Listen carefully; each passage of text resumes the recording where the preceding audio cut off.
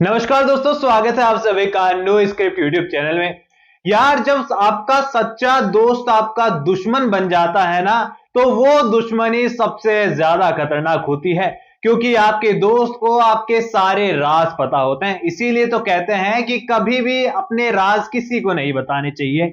अब यहाँ upcoming episode के अंदर ना मन्नत का सबसे अच्छा दोस्त उसका दुश्मन बनने वाला है, और ये सबसे अच्छा दोस्त मल्लिका राय सिंह बिल्कुल भी नहीं है, क्योंकि उससे तो ऑलरेडी मन्नत धोखा खा चुकी है। लेकिन धोखा खाने के बाद भी अगर सबक नहीं सीखा तो यहां पर पछताना तो पड़ेगा। अब यहां पर कहानी फाइनली मुंबई की ओर बढ़ चुकी है, क्योंकि छत के ऊपर बैठी दुआ जो है विक्रांत अपने स्टार शेफ से मिल चुकी है, और छत पर याशिका भी है। अब यहां पर देखो, सीरियल के अंदर ना बस वाले जो है पूरी तरीके से जाने के लिए तैयार नहीं है, प्राइवेट बसों में जगह नहीं है। टैक्सी वालों ने हड़ताल कर दी है, जो टैक्सी मौजूद है उसके पास जाने का परमिट नहीं है। फ्लाइट लैंड नहीं कर पा रही है क्योंकि स्टाफ की कमी है, ना ही टेक ऑफ कर पा रही है। चॉपर इसलिए नहीं उड़ सकता है क्योंकि फॉग बहुत ज्यादा है, धुंध बहुत ज्यादा है। यानी कि ये कहें कि अच्छा हुआ सीरियल वाली दुनिया में हम लोग नहीं रहते हैं, वरना हमें तो लेने के देने पड़ जाते, कहीं पर टाइम पर हम पहुंच ही नहीं पाते। अब विक्रांत जितना अमीर इंसान, जो कि मुंह मांगे पैसे देने के लिए तैयार है, वो एक गाड़ी अरेंज नहीं कर पा रहा है कि यहां मुंबई पहुंचा जाए। अनफॉर्चुनेटली उसे जो है बस में जाना पड़ रहा है। वेल, यहां पर ऐसी सिचुएशन तो केवल और केवल जो है भगवान ही क्रिएट कर सकते हैं, और हो सकता है कि महादेव ने विक्रांत को जो आशीर्वाद दिया था कि उसकी दुआ इस इंदौर में कबूल हो जाएगी, वो दुआ कबूल होने वाली है, इसीलिए सब कुछ उसके साथ हो रहा है। अब यहाँ पर अपकमिंग एपिसोड में आप देखेंगे कि जिस बस में फाइनली जगह मिली है ना, वहां पर भी टिकट सारी बुक हो चुकी है, और यहाँ पर बस में सीटों की भारी कमी हो गई है। तो विक्रांत ने कहा है कि ऐसी सिचुएशन में क्या किया जाए, एक काम करता हूं, मैं ही छत पर चला जाता हूं और देखता हूं सारी चीजें सॉर्टेड रहे, क्योंकि मुंबई पहुंचना बहुत ज्यादा जरूरी है। अब फाइनली यहाँ पर विक्रांत जो है छत पर चढ़ने वाला है, और इसके पीछे पीछे अब यहाँ पर उसकी बराबरी करनी है, उसका साथ निभाना है, अच्छा दोस्त बनकर दिखाना है। तो याशिका को भी स्ट्रगल करना होगा और छत पर चढ़ना ही होगा। यानी कि ये कहें कि विक्रांत तो छत पर चढ़ा ही चढ़ा है, साथ में याशिका को भी चढ़ना पड़ गया है। अब याशिका ने जब बच्ची को देखा है तो लग रहा है कि यार ये बच्ची कहां से आ गई। उसे तो लग रहा था कि विक्रांत के साथ छत पर बैठेगी तो लाइफ टाइम का ऐसा मोमेंट मिल जाने वाला है, जो कि वो जिंदगी भर याद कर कर विक्रांत को जो है अपने करीब लाने की कोशिश करेगी। अब फाइनली यहाँ पर विक्रांत का जब हाथ दुआ पकड़ने वाली है, तो दुआ को देखते ही उसे लगने वाला है कि जैसे मन्नत उसके सामने आ गई है, क्योंकि दुआ के बोलने का अंदाज और उसका लुक जो है देखने में जो है वो डिट्टो मन्नत की तरह लगती है, और विक्रांत को मन्नत की यहां पर याद आ जाएगी।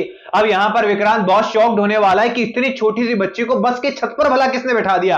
अब यहां पर जब वो दुआ से पूछने वाला है, हैरान होने वाला है, तो यहां पर दुआ भी बड़ी शातिर दिमाग और कहने वाली है कि मुझे मुंबई जाना था, मैं आप ही के तो कंपटीशन में आ रही थी। अब यहां पर पूरी तरीके से जो है वो मुंबई पहुंचते हुए हमको नजर आने वाले हैं। यहां पर मन्नत भी पीछे पीछे पहुंच जाएगी, और मन्नत जाती जो है दुआ को अपने पास ले लेने वाली है, और विक्रांत को पता भी नहीं चलेगा कि बच्ची जो है वो अपनी मां के पास पहुंच चुकी है, उसकी मां कौन है। फाइनली यहां पर दुआ के बारे में मन्नत सोचने वाली है कि छोटी बच्ची इतना बड़ा कदम उठा सकती है, तो अभी रिस्क नहीं लिया जा सकता, मुंबई हम आ ही गए हैं, तो उस कंपटीशन में भी बेटी जाएगी और उस कंपटीशन को जीतेगी भी। लेकिन एक काम करूंगी, मैं विक्रांत को एक पता ही नहीं चलने दूंगी कि ये उन्हीं की बेटी है।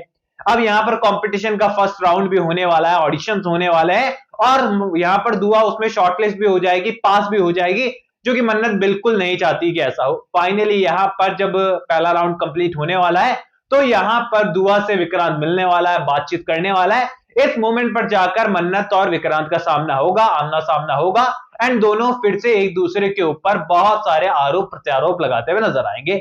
और ये नॉर्मल सी कहानी, इसमें ज्यादा कुछ बताने की जरूरत है नहीं।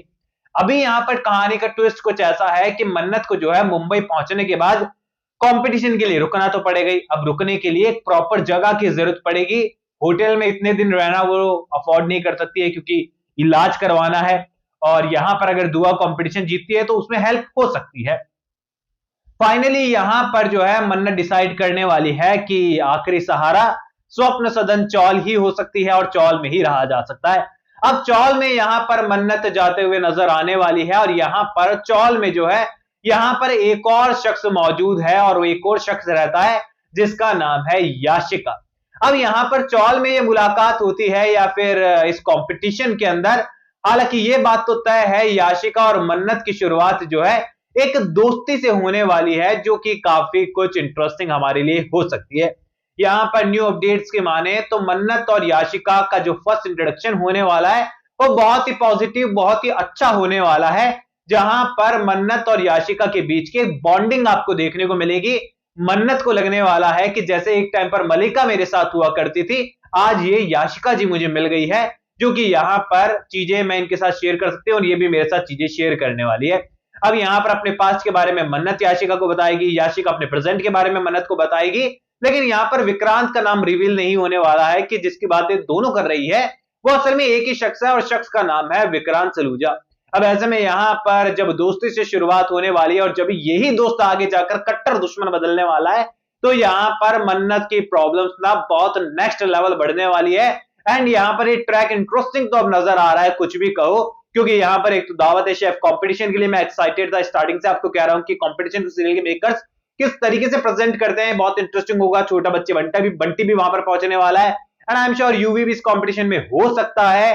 तो यहाँ पर कंपटीशन बहुत टक्कर का होगा और जब पता चलने वाला है कि बच्ची जो है मन्नत की बेटी है, तो सारे लोग उस छोटी बच्ची को भी हराने में लग जाएंगे। तो उस कंपटीशन को जीतने तक का सफर भी काफी इंटरेस्टिंग है। देन उसके बाद चाल और साजिशें और ये आरजू बजाज का इरिटेटिंग सीन, इसी के साथ ही यहाँ पर जो फनी वाइब सीरियल के मेकर्स देने की कोशिश कर रहे हैं आरजू के थ्रू, ये सारी चीजें मिलकर लग रहा है कि सीरियल के मेकर्स कहानी को संभालने में थोड़े से कामयाब हो रहे हैं और यहाँ पर उन्हें समझ में आ गया है कि कहानी में दम नहीं बचा है, लॉजिक नहीं रहा है, तो कम से कम अच्छे सीन दिखाकर ऑडियंस को एंटरटेन तो किया ही जा सकता है एंड उसके प्रयास उनके नजर आ रहे हैं अब। तो फाइनली आप लोग मुझे कमेंट सेक्शन में बताइए कि सीरियल के द्वारा लगाए गए, मेकर्स के द्वारा लगाए गए ये एफर्ट्स आपको सीरियल को देखने पर मजबूर कर रहे हैं, पसंद आ रहा है अब आपको सीरियल, या फिर आप अभी भी विचार कर रहे हैं कि यार कोई ठीक कर दो सीरियल को, ज्यादा सही रहेगा। अपनी राय कमेंट सेक्शन में दीजिए, कोई भी सवाल है शेयर कर सकते हैं, सपोर्ट कर सकते हैं इंस्टाग्राम पर भी, लिंक डिस्क्रिप्शन में यूजर नेम नजर आ रहा है। सब्सक्राइब कर दीजिए चैनल नो स्क्रिप्ट को। मैं मिलूंगा आप सभी लोगों से अगले वीडियो में, जब तक के लिए थैंक यू दोस्तों।